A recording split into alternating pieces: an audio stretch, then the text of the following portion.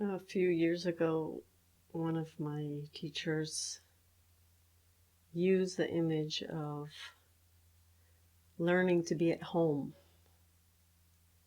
as a way to describe what we're doing in meditation practice or in spiritual practice more generally.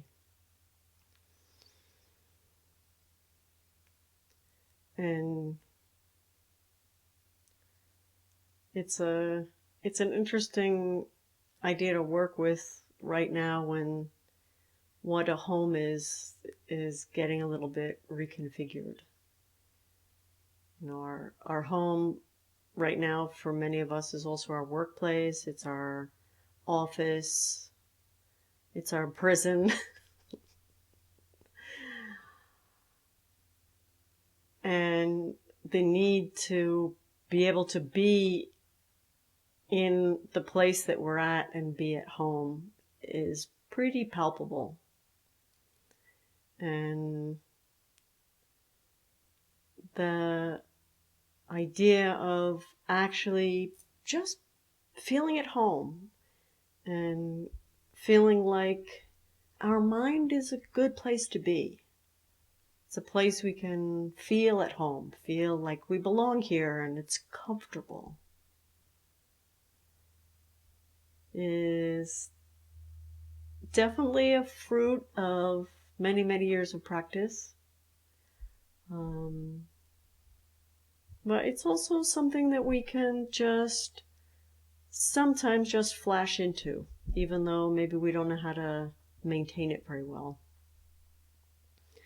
And meditation practice, in a way, is the training in turning our mind into a comfortable place to be, and maybe at the same time learning to be comfortable in our mind, whatever kind of place it is at that moment. And so really big part of what we're doing in meditation practice is developing the capacity to be present with what's there. And I think if we observe how we are living this very strange period, when a lot of our routes of escape are closed off,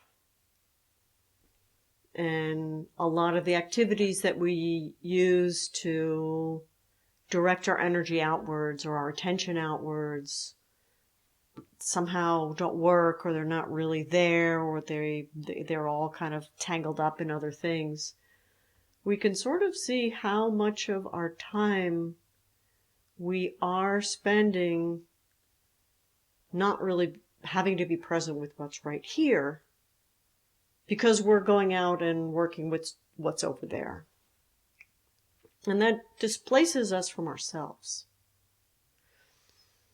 And, you know, we've talked a lot over the years about why that happens, the secret rooms inside ourselves that we think are stored with the things that made us unlovable or made us, you know, have difficulties in life, or made us fall into this conflict or that conflict, or fall sick or have different problems.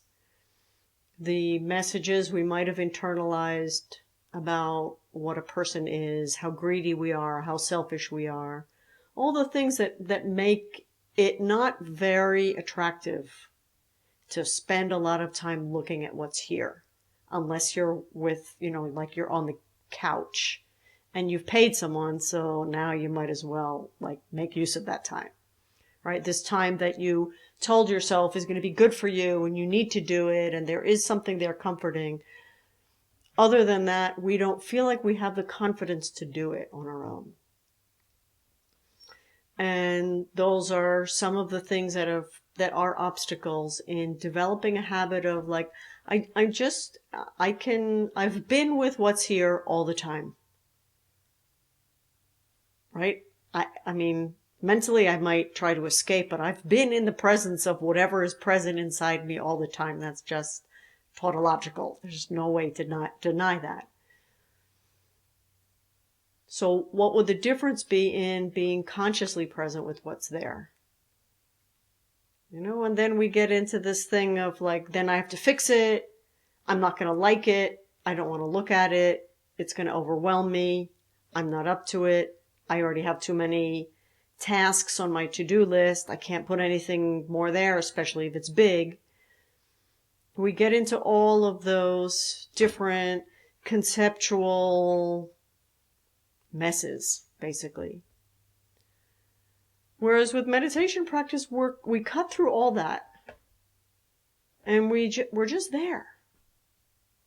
And we're just breathing. And we can just give ourselves that permission right now. I am just going to be present with whatever object is arising in my consciousness. I'm going to just be present with it. And the object that we give our consciousness to start with might be the body, it might be the breath. Keep it simple. But we develop this attitude that I just am going to make myself comfortable here. And whatever arises, I'm really just going to let it be there. I don't need to deal with it. I don't need to fix it. I don't need to evaluate it. I don't need to identify it.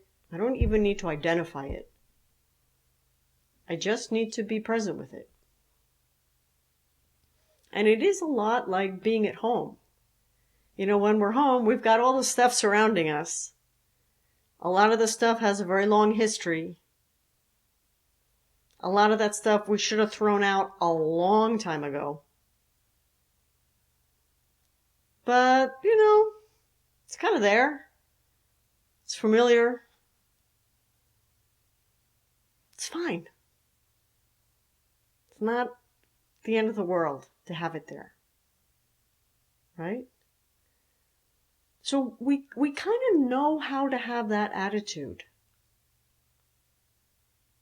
Because even us who moved into this house 6 months ago, no, a little longer than that, 10 months ago, we already have things that we probably we should get rid of this. It's already broken, or it never actually worked, or, got damaged somehow. But it's okay. That stuff can be here. That's part of having a home. And why that can be part of having a home is because we have this ability, which we can also cultivate, of just learning to be comfortable where we are.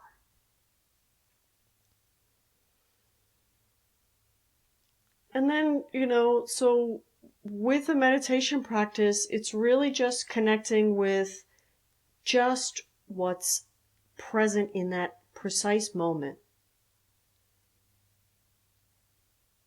And meditation practice is about a lot of different things, but this particular kind of meditation practice, that we've been doing,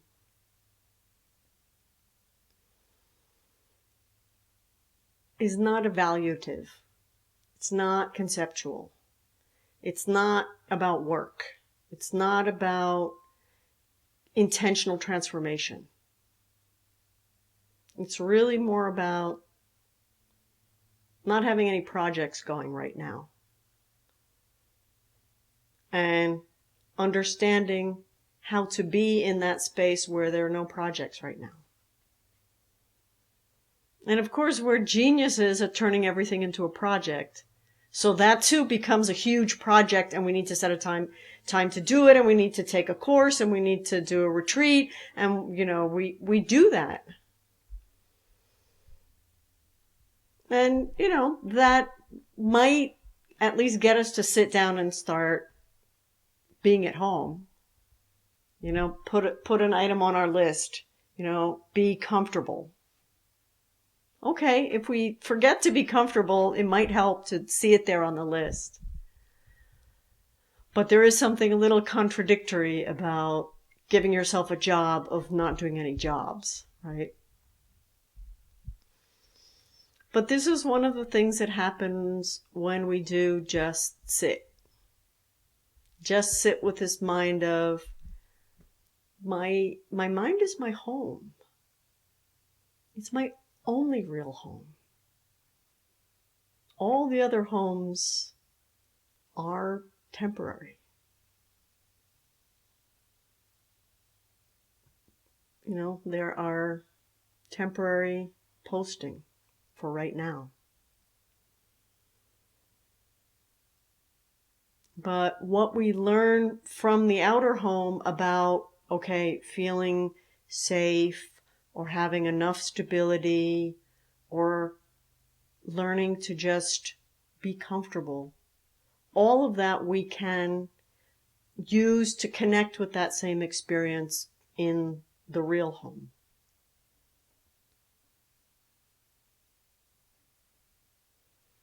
And, you know, in this moment when, you know, many of us are displaced from our geographical home or longing to get back to the geographical home or separated from the people that for us are home, you know, this question of how to just root ourselves where we are and generate that sense of, okay, this is where I am, and this is an okay place to be, is incredibly powerful.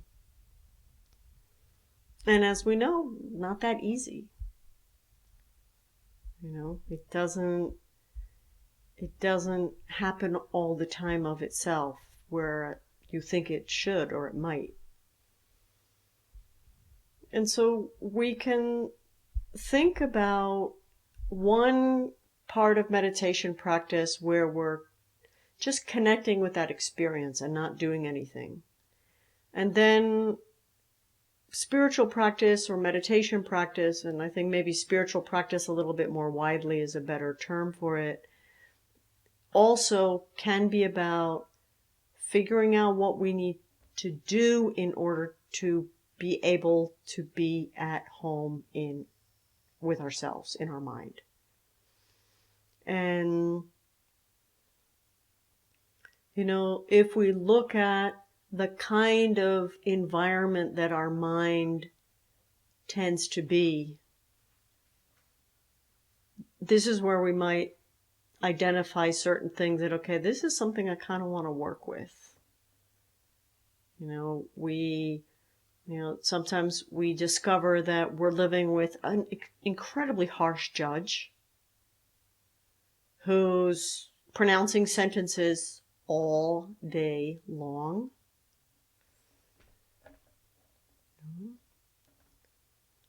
Or, you know, some version of some friend that we had in high school that was always undermining us and kind of making snide comments or criticizing us. Sometimes we find that we're living with that person. And that's us. Somehow. Or some, you know, version of us that we have running sometimes. You know? And sometimes we find that, you know, this thing our mind does in assembling realities for us, you know, what we've, you know, talked about in lots of different times that we've met, how we're constantly filtering. You know, our brain can't process all of the particulars that are being presented to our consciousness all the time. We can't, you know, even in this moment, our visual field is full of things that we can't really have as objects in our consciousness because we're trying to listen to this talk. So just like go away. And our brain is doing that for us all the time, necessarily. Which means that we are constantly picking the pieces that we believe to be salient or relevant or important all the time. And we take those pieces, and we need those pieces to make sense for us, so we're telling ourselves stories about those pieces. And it's something really interesting to do when you're doing your meditation practice, when you're just sitting, even if you don't call it something so ambitious as meditation, when we're just sitting and just opening our awareness to the sounds of nature, or when we hear a sound in a meditation practice, it's really interesting to just check, did we hear a sound? Or did we realize that there's a bird sitting over there, or the neighbor has, stepped out into their yard and is calling their dog? How quickly we go from just raw data to putting together the story behind them, right? So we're doing that all the time on this very most fundamental perceptual level of perception. And we're doing it infinitely more sophisticatedly. I don't even know if these are words. Sorry, I live in Spanish, even though I'm living in Virginia.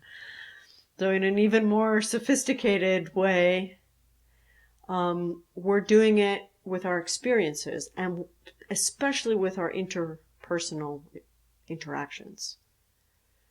And so what happens is, our mind becomes a home that has certain seats already set up.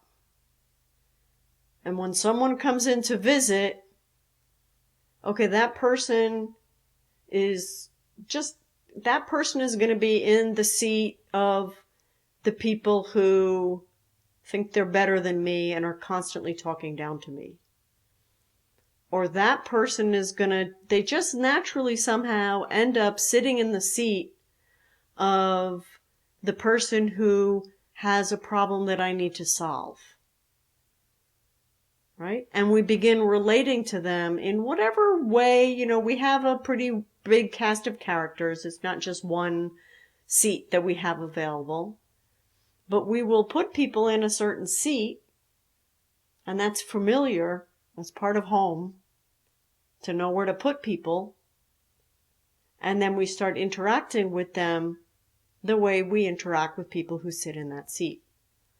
And we have a seat for the people that we really dislike. We have a seat for the people that we're sure really dislike us. We have a seat for people that we feel are kind of bullies or arrogant. We have, different roles that we have available all the time.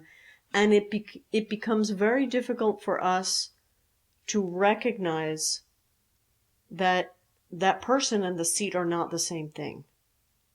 And that person really could be evaluated completely on their own terms, without assimilating them to some set of expectations that we have. And here, we see a lot of the old resentments that get kind of stimulated in new interactions, in new relationships. And those are examples of ways in which the way we furnished our own house is making us uncomfortable. If we didn't have that seat there, we would have much more opportunity to either let that person go if we don't like the way the interactions are going. We don't need to invite them to sit down. We could just kind of not engage with that person. Or we could, if we really didn't have a seat for someone who's behaving in a certain way, either we would very quickly put some distance. We wouldn't kind of engage somehow. And they would naturally go because there's nowhere for them to sit there. Or we ourselves would feel like this doesn't make sense. This person is obviously acting out of something that that person has, and we wouldn't take it personally, right? And so these are just different ways that we can think about what's involved in this really fundamental work of learning to be at home, in our own mind. And, as always, when I say mind, I mean mind and heart, right? To be at home. And, it also includes being at home in our own bodies, which is a whole other issue. But to think about making our mind and our heart a place where we could find refuge, where we could, like, when we think about where we want to pull back to regroup, how often is that place that we want to pull back to regroup? How often do we think of it as a physical place? How often do we think of it as a relationship that we process things through talking to that person or connecting with that person and feeling, that we get what we need? And how often is the place to regroup really needing some space to look at things without all the seats already set up,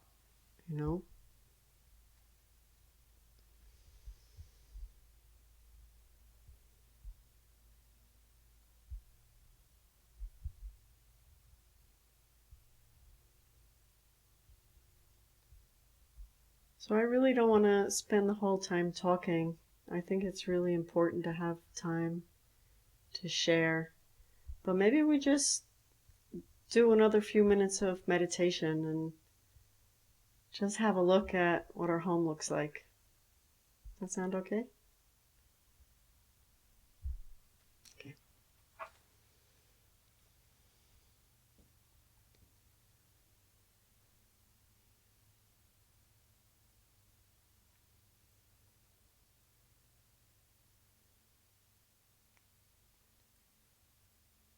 So we can think that this body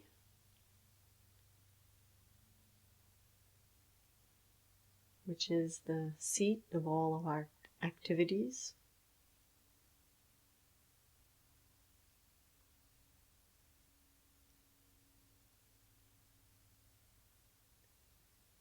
and our heart and our mind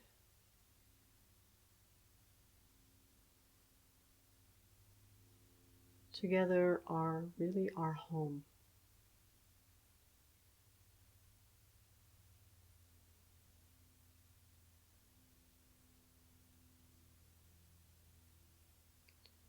When we're here, we're at home.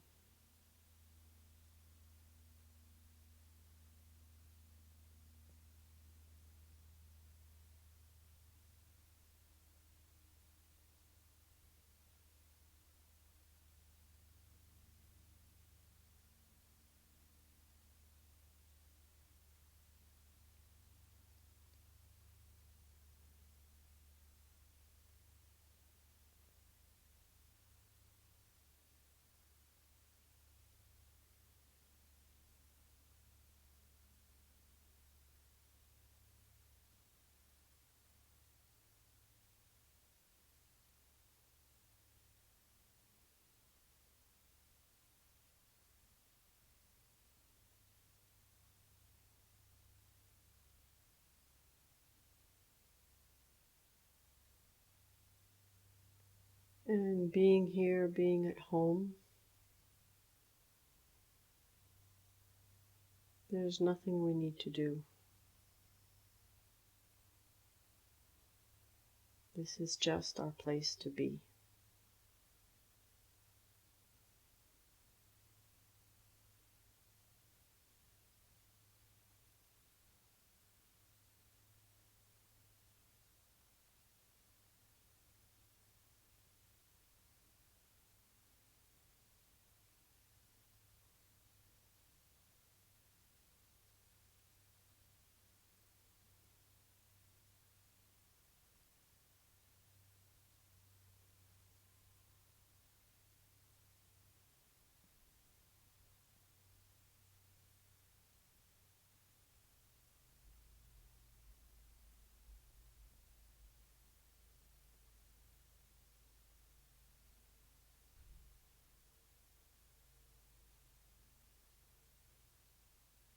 And we can feel that being here,